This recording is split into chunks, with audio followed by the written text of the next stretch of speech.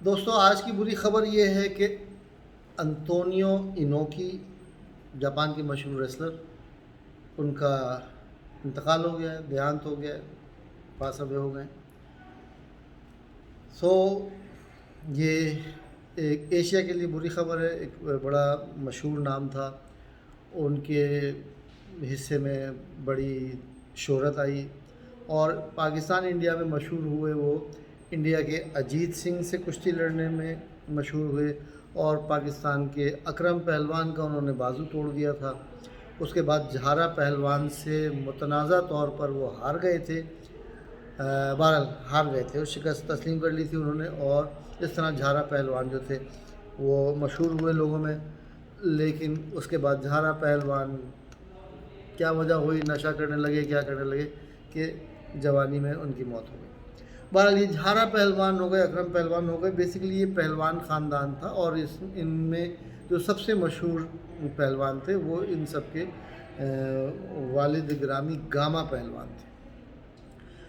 Gama پہلوان کا اصل نام غلام محمد بٹ تھا۔ میں یہاں پہ گاما پہلوان کا ذکر اس لیے کر رہا ہوں، دیکھیں تاریخ میں نام لکھوانا جو ہے وہ بہت مشکل کام ہے۔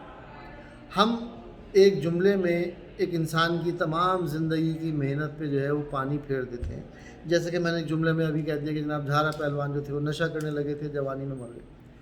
یہ ایک جملہ جو ہے ان کی ساری زندگی کی محنت کو پہ پانی پھیر گیا۔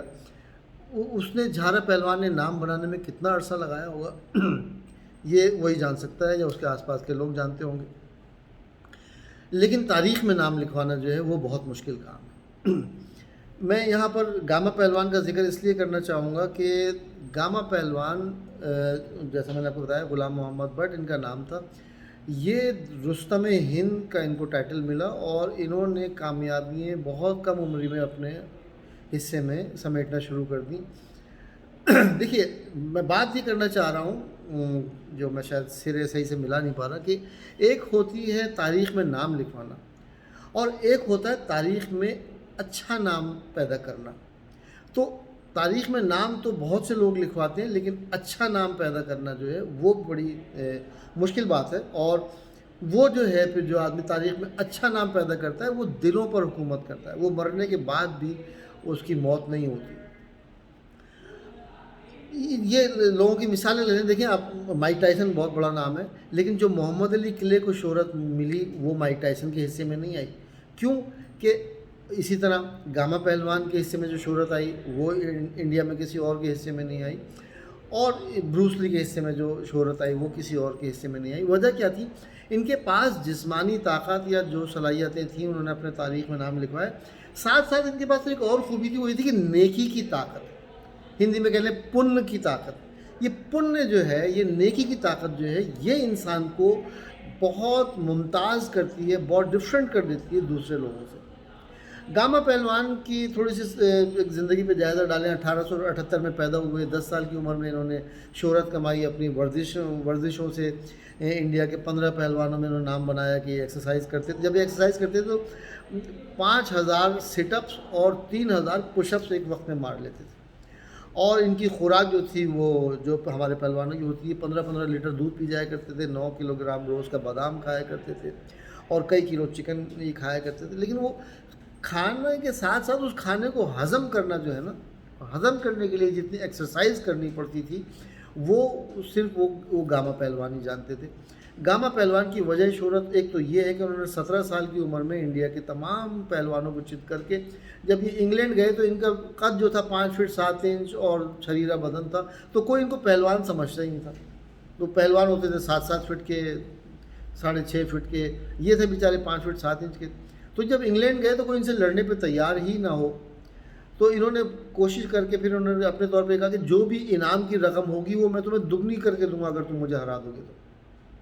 تب کہیں جا کے کچھ لوگ ان سے پہلوان جو ہے انہوں نے لڑنا شروع کیا، اور پھر انہوں نے ان پہلوانوں کو چند سیکنڈوں میں ہرانا شروع کر دیا، اور پھر اس کے بعد انہوں نے نام کمایا اور کئی پہلوانوں کو چت کر دیا، اور بڑے بڑے مشہور پہلوانوں جس میں زبسکو ایک نام تھا، بہت خطرناک پہلوان ہوتا تھا، اس کو ہرایا۔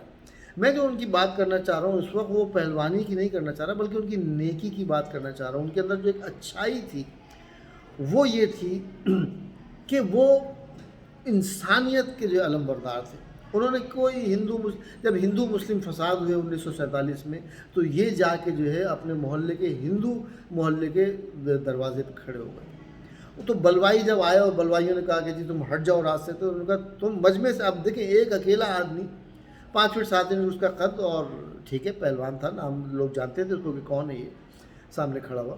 لیکن جب مجمع آتا ہے، بلوائی آتے ہیں، تو پھر وہ کسی کو نہیں دیکھتے. تو ان بلوائیوں نے کہا کہ تم ہٹ جاؤ، ہم ان کو گھر جلائیں گے، ہم ان کو قتل کریں گے. تو اس نے کہا کہ میں نہیں ہٹوں گا، تم لوگ ہٹ جاؤ یہاں سے. تو جو مجمع تھا سکتے میں آ گیا. تو انہوں نے کہا تم ہٹ جاؤ نہیں تو تم ماریں گے. تو گاما پہلوان نے کہا کہ آؤ کس میں ہمت ہے جو میرے سے مقابلہ کرتا ہے.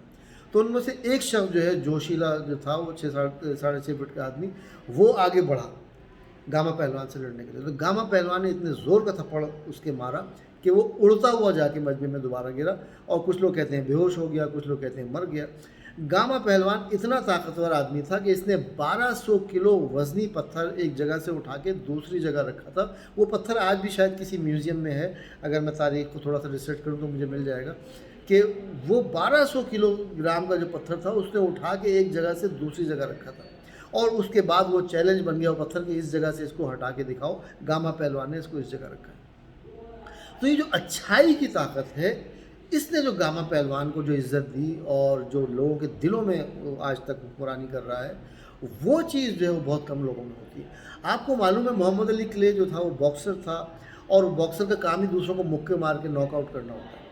لیکن محمد علی کلے نے اپنے اس انٹرویو میں کہا ہے کہ مجھے بڑا عجیب لگتا ہے کہ دو آدمی مرغوں کی طرح جو ہے ایک دوسرے سے لڑ رہے، اور ایک مرغہ جو ہے دوسرے مرغے کو مار دے گا تو اس کو انعام ملے گا. تو کہنے لگا کہ میں اس کو مارتا نہیں تھا بلکہ میں پوائنٹس بناتا تھا.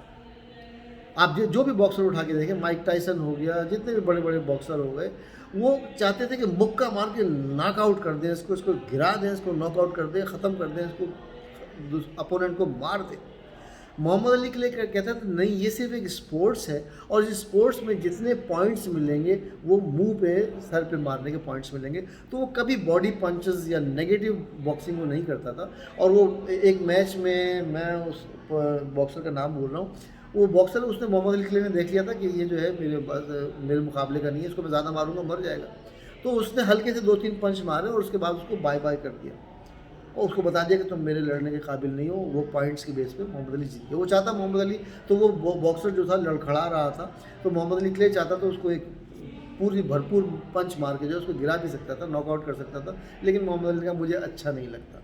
پھر محمد علی کلے کی ایک مشہور وہ ویڈیو بھی یوٹیوب پہ موجود ہے کہ اس نے جب اپنے اوپوننٹ کو ہرا دیا تو اوپوننٹ کا چھوٹا بچہ، کوئی 5-6 سال کا بچہ، وہ جوش میں آ گیا. اس نے کہا میرے باپ کو مار رہا ہے، تو وہ گراؤنڈ میں محمد علی سے باکسنگ کرنے کے لیے آ گیا. تو محمد علی کلے نیچے بیٹھ گیا اور اس بچے کے مکے جو ہے وہ اپنے منہ پہ کھاتا رہا، اور پھر بچے نے ایک مکہ مارا زور سے تو وہ گر گیا، یہ دکھانے کے لیے کہ ہاں بیٹا میں ہار گیا اس سے. یہ جو پن کی طاقت، یہ اچھائی کی طاقت ہوتی ہے، یہ آپ کو لوگوں کے دلوں پہ حکومت کرنے کا موقع دیتی ہے. تو پلیز آپ جو بھی کریں تاریخ میں نام لکھانے کی کوشش کریں، کچھ ایسا کر جائیں. غالب کا شعر میں اکثر کہتا ہوں کہ بارے دنیا کے رہو غمزدہ یا شاد رہو، کر چلو ایسا یہاں کچھ کہ بہت یاد رہو. تو آج کا دن انطونیو انوکی کے نام اور کچھ مشہور لوگوں کے نام. میں یہاں بتاتے چلوں کہ گاما پہلوان کی ایکسرسائز کرنے کی روٹین سے بعد میں بروس لی اتنا متاثر ہوا کہ پھر بروس لی نے بھی اس کے پیٹرنز اپنائے، اپنے اٹھک بیٹھک لگانے کے، پش اپس لگانے کے، سٹ اپس لگانے کے. بروس لی نے بھی وہی پیٹرن جو ہے وہ کیا کہ ایکسرسائز میں کروں گا تو گاما پہلوان کی طرح کروں گا. اور پھر بروس لی نے بھی جو ہے وہ تاریخ میں نام لکھوایا. بروس لی کی بھی خوبی یہی تھی، اچھائی کی طاقت تھی کہ اس کو کہا گیا کہ جناب تم جو ہے صرف چائنیز کو سکھاؤ یہ علم، اپنا جو ہنر ہے تم کسی اور کو مت دو. اس نے کہا نہیں، میرے لیے سب انسان برابر ہے. تو اس نے امریکہ جا کے جو ہے گوروں کو سکھایا اپنا آرٹ، اور اس بات پر جو ہے وہ چائنیز اس کے مخالف ہو گئے، اور آخر میں وہ جھگڑے کر کے انہوں نے اس کو قتل کر دیا.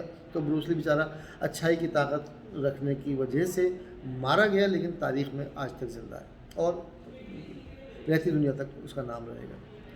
تو یہی نصیحت آپ سب کے لیے کہ اچھائی کی طاقت اپنے اندر ختم نہ ہونے دیں، اچھائی کی طاقت بڑھائیں.